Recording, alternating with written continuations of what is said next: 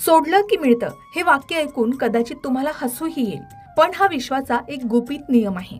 मंडळी, विश्वाचा एक उलटा नियम आहे.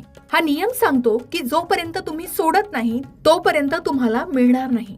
ऐकायला थोडं विचित्र वाटतंय ना, पण हे खरं आहे. जे तुम्ही जितकं घट्ट धरून ठेवता तितकंच ते तुमच्यापासून दूर पळतं, आणि जे तुम्ही खरंच सोडून देता तेच परत येतं आणि त्यापेक्षा जास्त मिळतं. पण हे रहस्य काय आहे आणि आपण काय करायला पाहिजे, याच गोष्टी आपण जाणून घेऊयात. आपल्याला लहानपणापासूनच सांगितलं गेलंय, कष्ट कर, धरून ठेव, सोडू नकोस, मिळवण्यासाठी लढ.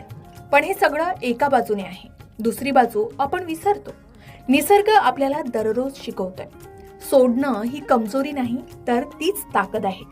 जोपर्यंत तुम्ही जुनं सोडत नाही तोपर्यंत नवीन कसं येईल. हे फक्त भौतिक गोष्टींसाठीच नाहीये, भावना, आठवणी, अपेक्षा, भीती सगळ्यांसाठी खरं आहे. आता एक झाड बघा, शरद ऋतूत ते आपली जुनी पानं सोडतं.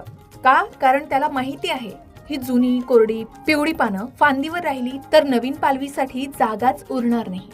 झाडाने जर ती पानं गच्च धरून ठेवली असती तर वसंत ऋतूत नवीन कोंब कधीच फुटली नसती. निसर्ग सांगतोय, रिकामं होणं ही भरण्याची पहिली आणि सर्वात महत्वाची पायरी आहे. आणि हे झाड फक्त एकदा नाही, दरवर्षी हे करतं आणि तरीही ते मजबूत होत जातं. पण आपण माणसं याच्या नेमक्या उलट करतो. आपण काय काय घट्ट पकडून ठेवतो. त्या व्यक्तीचा 10 वर्षापूर्वीचा अपमान जो आता फक्त तुमच्या मनात जिवंत आहे. अपयशी नातं जे संपलं तरी मी काय चुकलो हे रोज स्वतःला विचारत राहणं. मी तसं का केलं हे ओझं रोज ढकलत राहणं. काय होईल, नोकरी जाईल का, पैसे पुरतील का, ही भविष्याची भीती बाळगणं. हे सगळं तुमच्या मनात इतकं भरलंय की नवीन आनंद, नवीन संधी येण्यासाठी जागाच उरत नाही. तुमचं मन एखाद्या काठोकाठ भरलेल्या ग्लासासारखं झालंय. त्यात अमृत ओतलं तरी ते बाहेर सांडेल, कारण मिळवण्यासाठी आधी रिकामं करावं लागतं. आता सोडणं म्हणजे हार मानणं अजिबात नाही, ते म्हणजे मुक्त होणं.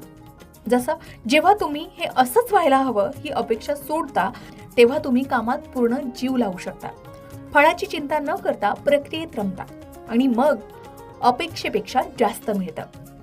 सगळं माझ्या मनासारखं व्हायला हवं हा अट्टाहास सोडला की मानसिक तणाव कमी होतो. विश्वाला तुमच्यापेक्षा जास्त माहिती आहे. चूक झाली तर ती झाली, ती सुधारता येत नाही, पण तिचं ओझं रोज ढकलणं थांबवता येतं. म्हणून क्षमा करा, स्वतःला आणि दुसऱ्यालाही. मी असाच आहे हे लेबल सोडलं तर नवीन तुम्ही जन्माला येऊ शकता. ज्या क्षणी तुम्ही हे ओझं खाली ठेवता त्याच वेळी तुम्हाला काहीतरी जादुई घडलेलं दिसेल.